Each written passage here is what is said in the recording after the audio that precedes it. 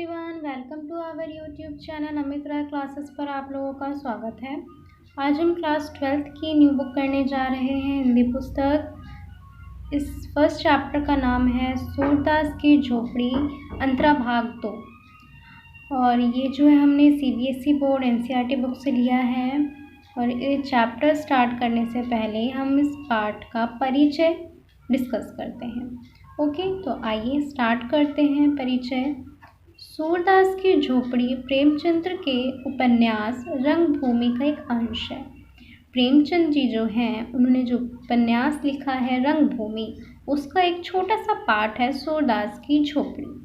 एक दृष्टिहीन व्यक्ति जितना बेबस और लाचार जीवन जीने को अभिशप्त होता है, सूरदास का चरित्र ठीक इसके विपरीत है। सूरदास अपनी परिस्थितियों से जितना दुखी व आहत है, उससे कहीं अधिक आहत है भैरव और जगधर द्वारा किए जा रहे अपमान से, उनकी ईर्ष्या से।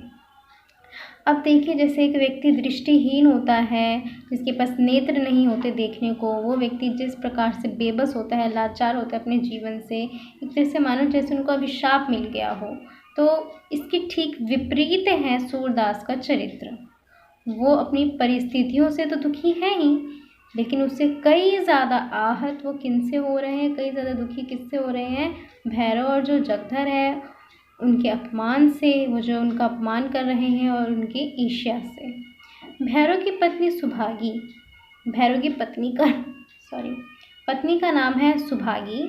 और जो भैरव हो वो अपनी पत्नी को मारने दौड़ता है, और इसी डर के कारण जो सुभागी है वो सूरदास की झोपड़ी में जाकर छिप जाती है। और सुभागी को मारने भैरव सूरदास की झोपड़ी में घुस जाता है, किंतु सूरदास के हस्तक्षेप से वह उसे मार नहीं पाता। इस घटना को लेकर पूरे मोहल्ले में सूरदास की बदनामी होती है। जगधर और भैरव तथा अन्य लोग उसके चरित्र पर प्रश्न उठाते हैं। इस घटना से उसे इतनी आत्मग्लानि हुई कि वह फूट फूट कर रोया। भैरव को उकसाने और भड़काने में जगधर की प्रमुख भूमिका रही।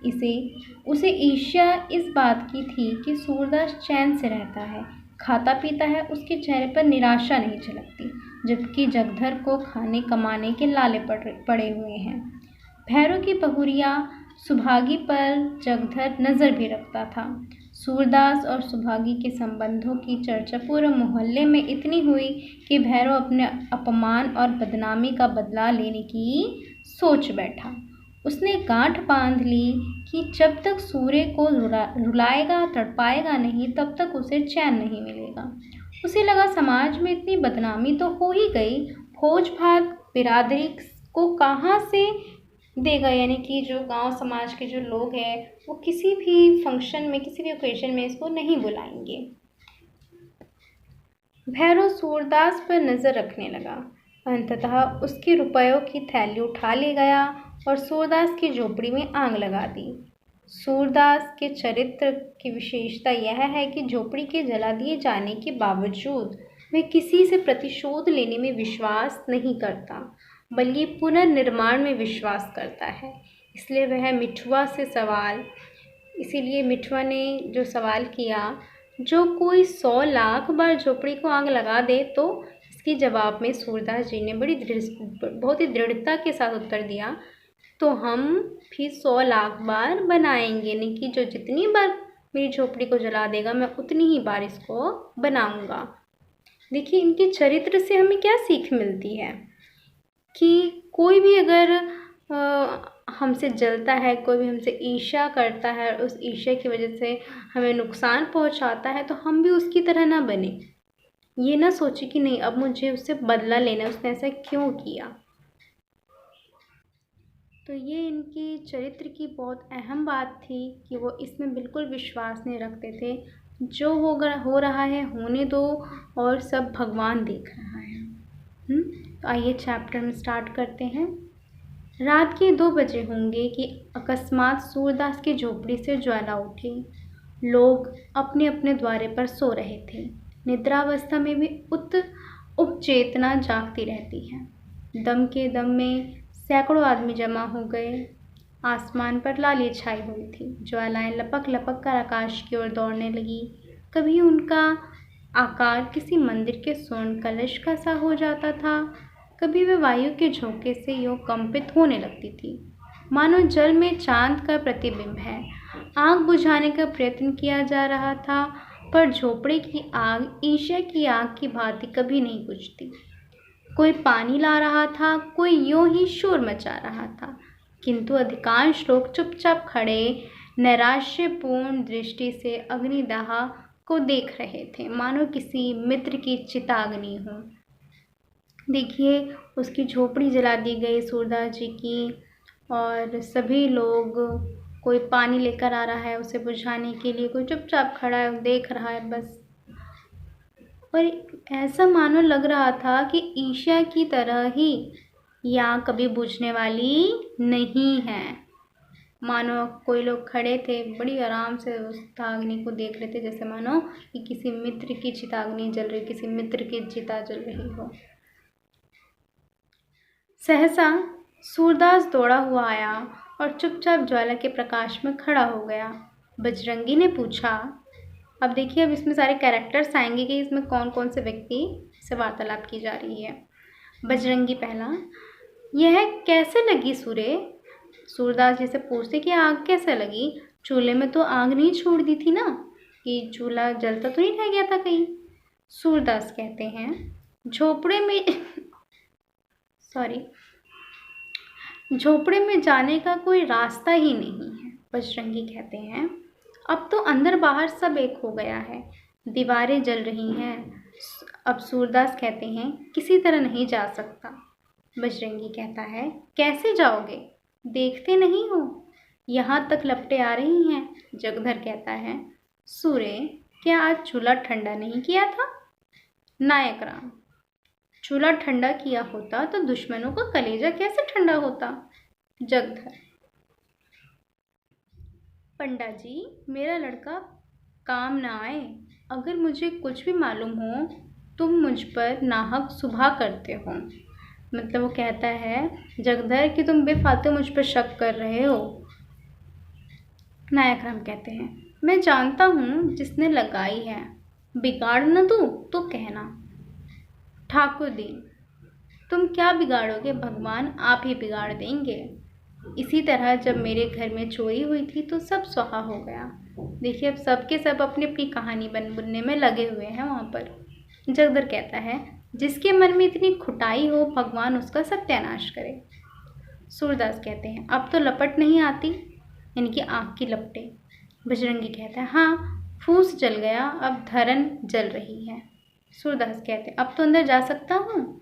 नायक राम, अंदर तो जा सकते हो, पर बाहर नहीं निकल सकते। अब चलो आराम से सो रहो, जो होना था सो हो गया, पछताने से क्या होगा अब? सूरदास कहते हैं, हाँ, सो तो जाऊँगा, जल्दी क्या है। थोड़ी देर में रही सही आग भी बुझ गई। कुशल यह हुई कि और किसी के घर में आग न लगी। सब लोग इस दुर्घटना पर आलोचना करते हुए वहाँ से विदा हुए। अब देखिए, कहीं पे कुछ शोर शराबा या कुछ भी होता है, कोई भी इंसिडेंट होता है, सभी लोग क्या करते हैं, आपस में आगे जमघट कर लेते हैं, वहाँ तरह तरह की बातें बनाते हैं, फिर उसका मज़ा लेकर, रस लेकर वो चले जाते हैं वहाँ से। यहाँ पे भी वही हुआ, फिर सन्नाटा छा गया, किंतु सूरदास अब भी वहीं बैठा हुआ था। उसे झोपड़े के जल जाने का दुख न था, बर्तन आदि जल जाने का भी दुख न था। दुख था उस पोटली का, जो उसकी उम्र भर की कमाई थी, जो उसने एक एक रुपया करके उसने जोड़ रखा था, जो उसके जीवन की सारी आशाओं का आधार थी, जो उसकी सारी यातनाओं और रचनाओं का निष्कर्ष थी। इस छोटी सी पोटली में उसका, उसके पितरों का और उसके नाम लेवा का उद्धार संचित था। यही उसके लोक और परलोक, उसकी दीन दुनिया का आशा दीपक थी। उसने सोचा, पोटली के साथ रुपए थोड़े ही जल गए होंगे, अगर रुपए पिघल भी गए होंगे तो चांदी कहाँ जाएगी। क्या जानता था कि आज यह विपत्ति आने वाली है, नहीं तो यही न सो जाता। पहले तो कोई झोपड़ी के आसपास आता ही ना, और अगर आग लगाता भी तो पोटली को पहले ही निकाल लेता। सच तो यूँ है कि मुझे यहाँ रुपए रखने ही न चाहिए थे, पर रखता कहाँ? मोहल्ले में ऐसा कौन है जिसे रखने को देता? हाय, पूरे 500 रुपये थे। कुछ पैसे ऊपर हो गए थे, यानी कि 500 से कुछ ज़्यादा हो गए थे। क्या इसी दिन के लिए पैसे पैसे बटोर रहा था? अब वो सूरदास जी वहाँ बैठे बैठे इतनी सारी बातें सोच रहे हैं। होता है ना, कोई गरीब व्यक्ति और वो एक एक रुपया करके वो पैसे जोड़ रहा हो अपनी मेहनत के, लेकिन एक दिन आते आते क्या हो जाता है कि अचानक से अगर वो पैसा चोरी हो जाए या कोई दुर्घटना घट जाए तो कितना बड़ा आहत लगता है आदमी को, है ना। तो वैसे ही सूरदास को भी बहुत ज़्यादा दुख पहुंचा था।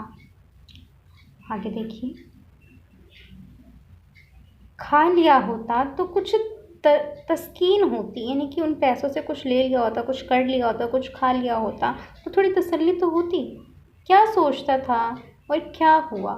गया जाकर पितरों को पिंड देने का इरादा किया था। अब उनसे कैसे गला छूटेगा? सोचता था कहीं मिठुआ की सगाई ठहर जाए तो कर डालूं, यानी कि किसी की सगाई करने का सोच रहे थे ये। अगर वो रुक जाता तो शायद ये पिंडदान कर देते, लेकिन अब तो देखो क्या हो गया, कैसे क्या। बहू घर में आ गए हैं, बहू घर में आ जाए तो एक रोटी खाने को मिले, वो कहती है। यानी कि अपने बेटे, जो उनका बेटा है मिठुआ नाम है, उसकी सगाई करने की सोच रहे थे। कहते कि काश अगर बहू आ जाती घर में तो उसके हाथ की उसके हाथ की रोटियां खाने को मिलती। अपने हाथों ठोक ठोक कर खाते एक जुग बीत गया, यानी कि बहुत थक चुके थे खुद के हाथ से पका पका कर खाने में। बड़ी भूल हुई। चाहिए था कि जैसे जैसे हाथ में रुपए आते एक एक काम पूरा करता जाता। बहुत पाप फैलाने का यही फल है। अब वो सोचने की काश जैसे जैसे पैसे जमा करता जा रहा था, एक एक करके सारे काम मैं करता जाता तो आज ये नौबत ना आती। अब देखो कहते हैं ना कि जितनी चादर होती है उतने पैर फैलाने चाहिए। पैर तो कुछ ज़्यादा ही फैला लिया तो ज़्यादा फैलाने का फल भी यही मिलेगा। उस समय तक राख ठंडी हो चुकी थी। सूरदास अटकल से द्वार की ओर झोपड़े में घुसा, पर 2-3 पग के बाद एक पाँव भूबल में पड़ गया, नीचे जमीन के अंदर। ऊपर राख थी, लेकिन नीचे आग। तुरंत पाँव खींच लिया और अपनी लकड़ी से राख को उलटने पलटने लगा, जिससे नीचे की आग भी जल्दी राख हो गई। आध घंटे में उसने सारी राख नीचे से ऊपर कर दी और तब फिर डरते डरते राख में पैर रखा।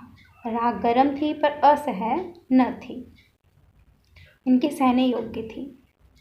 उसने उसी जगह की सीध में राख को टटोलना शुरू किया जहाँ छप्पर में पोटली रखी थी। उसका दिल धड़क रहा था। उसे विश्वास था कि रुपए मिले या न मिले, पर चांदी तो कहीं गई नहीं। सहसा वह उछल पड़ा। कोई भारी चीज़ हाथ लगी, उठा लिया, पर टटोल कर देखा तो मालूम हुआ ईंट का टुकड़ा है। फिर टटोलने लगा जैसे कोई आदमी पानी में मछलियाँ टटोले। कोई चीज़ हाथ न लगी। तब तो उसने नैराश्य की उतावली और अधीरता के साथ सारी राख छान डाली। जब उसे पोटली नहीं मिली सूरदास जी को, तो उसने सारी राख छान डाली, अच्छे से देख डाली, लेकिन फिर भी नहीं मिली। एक एक मुट्ठी राख हाथ में लेकर देखी। लोटा मिला, तवा मिला, किंतु पोटली न मिली। उसका वह पैर जो अब तक सीढ़ी पर था फिसल गया और अब वह अथाह गहराई में जा पड़ा। उसके मुख से सहसा एक चीख निकल आई। वह वहीं राख पर बैठ गया और बिलख बिलख कर रोने लगा। यह फूस की राख न थी, उसकी अभिलाषाओं की राख थी। अपनी बेबसी का इतना दुख उसे कभी न हुआ था। अब देखिए, उसका घर जल गया, उसे किसी बात की परेशानी नहीं, लेकिन बस वो जो उसकी पूंजी थी पूरी ज़िंदगी भर की, पूरी ज़िंदगी जो उसने एक एक रुपये करके जोड़े थे, उसके न मिलने का अपनी बेबसी पर इतना ज़्यादा दुखी हुआ, बहुत ज़्यादा बिलख बिलख कर वो रोने लग गया। जैसे मानो वो उसे फूस की राख नहीं थी जिससे उसका घर बना था, बल्कि उसकी जो अभिलाषाएँ थी, उसकी जो इच्छाएँ थी, उसके जो सपने थे, वो राख बन गए थे। तड़का हो गया। सूरदास अब राख के ढेर को बटोर कर एक जगह कर रहा था।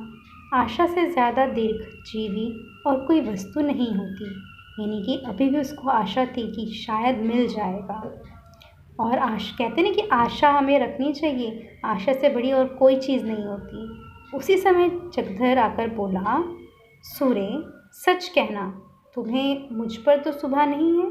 जगधर आता है उस समय, फिर सूरदास जी से कहता है कि तुम्हें मुझ पर तो शक नहीं है ना। सूर्य को शुभा तो था, यानी कि सूरदास जी को उस पर शक तो था, पर अपने शक को छुपाते हुए कहते हैं, तुम्हारे ऊपर क्यों शुभा करूँगा, तुमसे मेरी कौन सी अदावत थी। अब वो कहते हैं कि तुम पे मैं शक क्यों करूँगा, तुमसे मेरी कौन सी ऐसी दुश्मनी थी जो तुम पे मैं शक करूँगा। अब हम इसके आगे का चैप्टर नेक्स्ट वीडियो में कंटिन्यू करेंगे। अगर आप लोगों को हमारी ये वीडियो अच्छी लगी तो लाइक शेयर कमेंट सब्सक्राइब ज़रूर करें। Bye bye everyone, next video में मिलते हैं अब हम।